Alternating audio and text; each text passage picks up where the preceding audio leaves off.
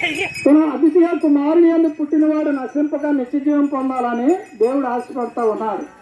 ఈ నిత్య జీవం రావాలంటే ఎలా వచ్చింది? ఈ నిత్య జీవం పొందడానికి మార్గం ఏది? ప్రేమైన దేవుని బిడ్డలారా, గత కాలంలో మనం అబద్ధమాడాము, మోసకరమైన జీవితం జీవిస్తూ ఉన్నాము, బూతులు మాట్లాడాము, అనేకమైనటువంటి దుర్భరమైనటువంటి జీవితంలో జీవిస్తూ ఉన్నాం. ప్రేమైన దేవుని బిడ్డలారా, అయితే దేవుడు అంటున్నాడు, నీ మనసు మార్చుకో, పాతవి గతించిన సమస్తము కొత్తవాయను.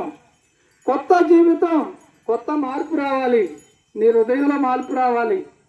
అయితే అంటున్నారు, అయ్యా దేవుడు హృదయంలో ఉంటే చాలు, పైకేం అక్కర్లేదు అనుకుంటున్నారు. హృదయంలో ఎక్కడ ఉంటాడు? హృదయంలో ఉండాలంటే ఎలా ఉంటాడు?